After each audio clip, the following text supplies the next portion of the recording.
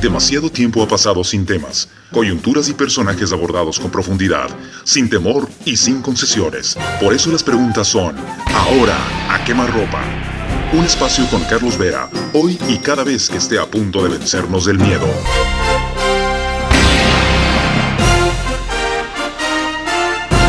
Saludos seguidores de Ecuador en Vivo.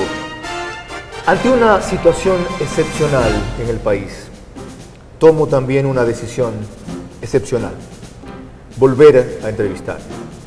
Esto no implica retomar el periodismo ni retornar a este medio. Simplemente llenar un vacío que en 5 años he aguardado que se ocupe. No existen entrevistas ahora a quemarropa con quienes encienden luces en esta oscuridad, sino actitudes benevolentes que no obtienen lo mejor del personaje, del tema y de la coyuntura. El tema es la justicia. La coyuntura, un informe externo que ratifica su control por parte de un solo poder en este país. Y el personaje, un reconocido jurista, quien fue de los pocos y de los primeros en advertir, denunciar y combatir esta situación. Escuchen en qué términos. Habló de una parodia de república. La independencia del Poder Judicial y la imparcialidad de los jueces son sacrificados por voluntaria sumisión al salario del miedo o de la prebenda funcionarial, escribió.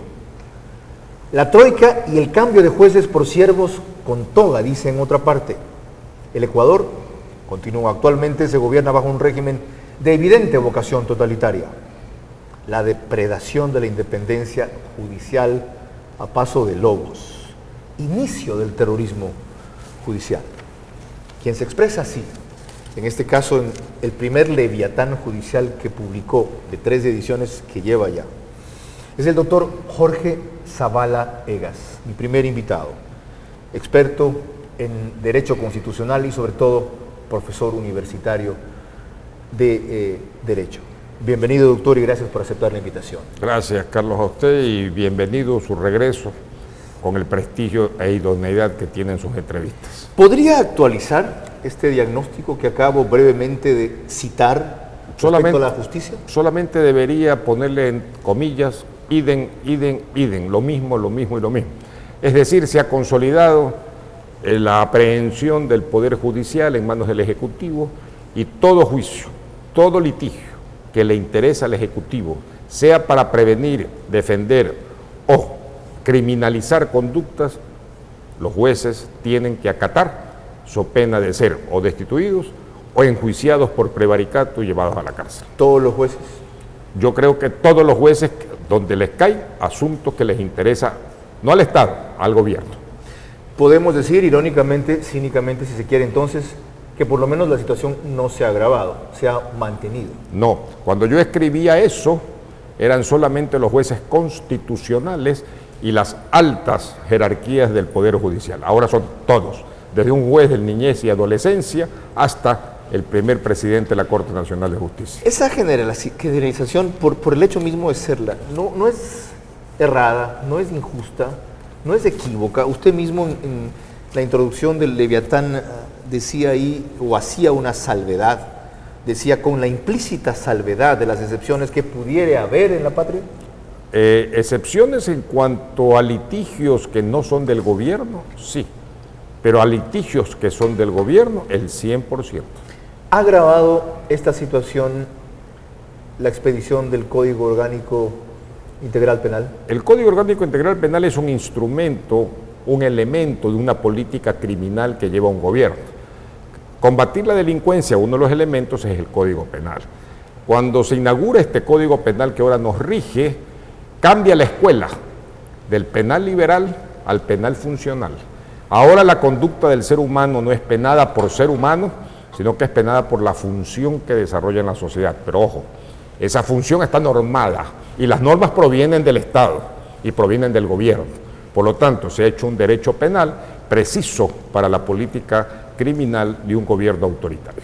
El nuevo derecho penal, que por ejemplo obliga a los patronos a afiliar a sus trabajadores del IES, cosa que en gran número no hacían, y que podía ocasionar la muerte del trabajador indirectamente en el momento que no tuviera la protección de salud suficiente. ¿Dónde está la injusticia en disposiciones como esas? En primer lugar, corregir esas cosas, claro que está bien, pero no vía pena, pues, no vía cárcel, porque si la gravedad de la sanción es lo que va a readecuar las conductas socialmente, pongámosle pena de muerte a todas las conductas antisociales. Pero es que en este caso concreto, esa omisión podía conllevar la muerte de la persona, la pérdida de su vida o el agravamiento de su salud, pero que es un bien extraordinario. Hay un error.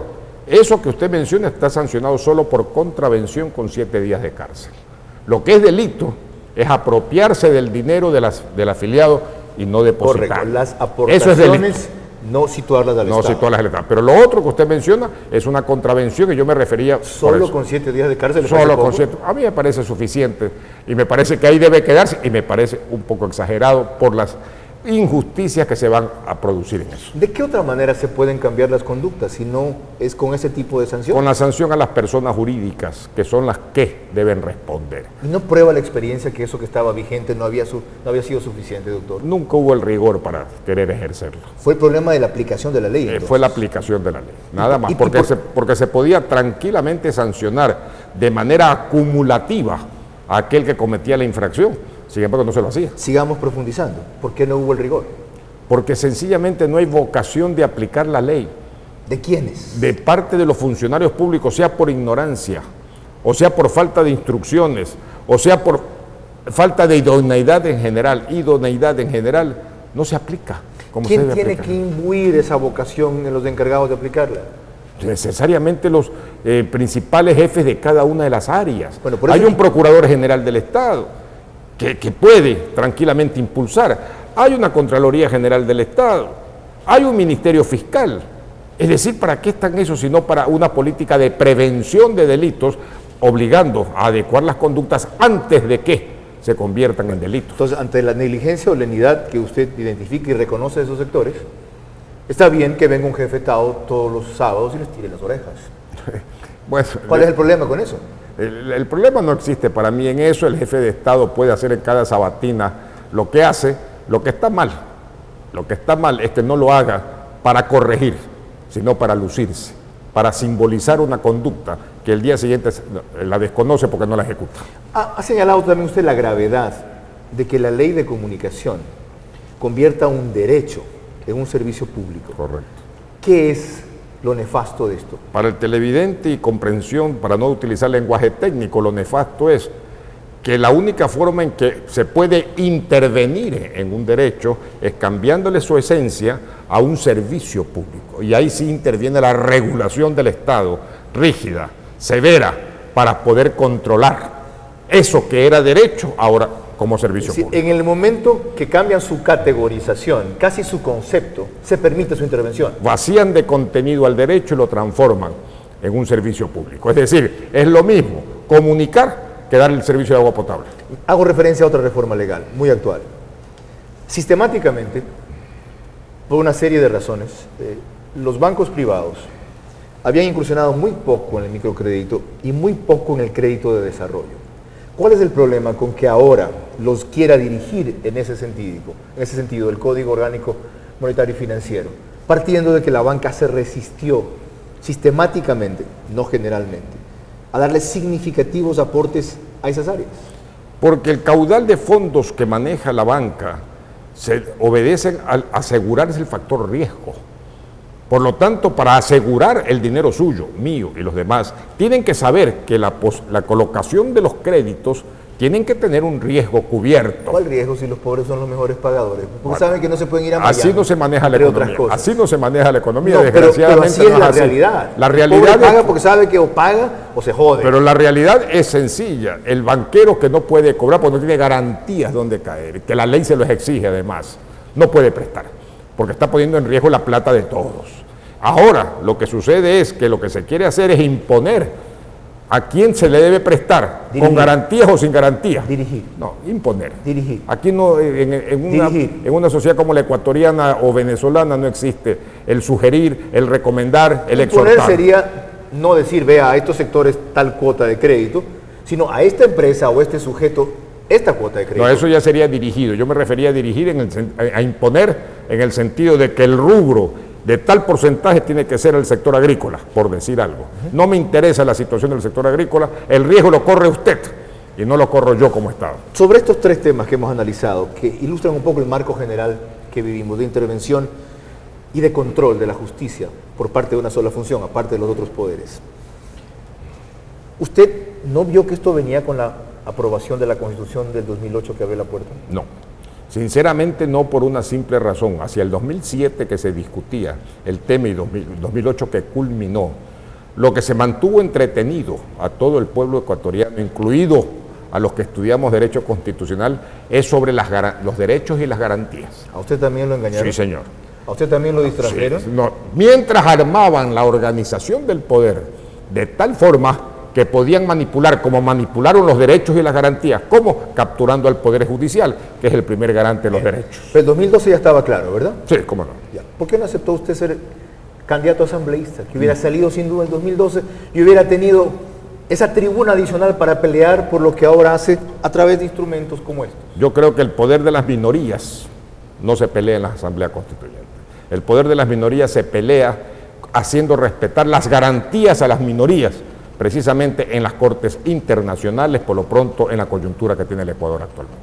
¿Lo que significa que para ellas no hay esperanza en el país entonces? Yo creo que solamente una justicia transicional es la que nos puede concretar las realidades de nuestros derechos. Y si habla usted de que eso lo podemos pelear solo en las cortes internacionales, es porque primero supone que vamos a agotar las instancias nacionales. Hay que perder el tiempo peleando aquí en el Ecuador para que el que tiene la clave de la bóveda, que es la Corte Constitucional, lance el último fallo para poder ir a los dos escenarios internacionales en que podemos ir los ecuatorianos. Si cuando optamos por esta opción del socialismo del siglo XXI en Ecuador, Venezuela llevaba ya 7, 8 años de su experimento y con resultados nefastos, ¿por qué reincidimos en este país?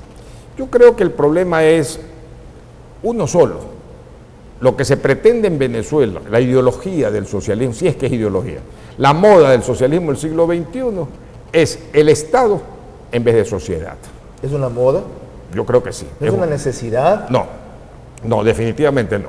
Necesidad, lo que menos puede hacer. ¿No tenemos décadas queriendo combatir la pobreza con otro esquema que no funciona? Pero es que la pobreza se combate solamente en democracia. La pobreza nunca ha sido solucionada por los gobiernos ¿No fue siempre como usted sostiene en otro análisis de aquí? Que siempre estuvo la justicia controlada y dirigida, salvo periodos excepcionales como los que cita de Osvaldo Hurtado, de Durán Ballén, de Gustavo Novoa y de Rodrigo Borja. Sí. Lo que pasa es que el manejo era señalado a ciertos jueces, pero la propia prestancia de los jueces que habían eso impedía ni siquiera tratar de sugerirles un fallo. A diferencia de ahora, que generalmente se ha puesto a dedo a personas que se sabe que solamente pueden ser obsecuentes servidores. El informe entonces que recién hace Luis Pázara como integrante de un trío que aporta a un diagnóstico de la justicia del Ecuador no es exagerado. No. Yo creo que todavía se queda corto. Se queda corto. Se queda corto. Le faltó en investigación de campo los casos no bulliciosos, los casos no sonados, los casos en que los asambleístas de Alianza País, en que los burócratas de Alianza País, los que tienen mínimo poder, ejercen sobre jueces de niñez y adolescencia para sus casos personales, juicios civiles para sus cuestiones de negocios personales, que los dirigen también en base del poder. No solo eso, abogados que son del Estado y que son buscados por el Estado, basta el membrete de ser abogados del poder para que puedan ganar juicio. Esa en realidad se verá después en otro informe seguramente. Tras esta pausa vamos a ver entonces algunos aspectos que debemos abordar en lo que denomina Jorge Zavala Egas, la zona en la cual se queda corto el informe, en el cual citamos a Luis Pázara porque es el académico y el jurista más renombrado de estos tres que lo elaboran. Esta es una entrevista a quemarropa con Jorge Zavala Egas.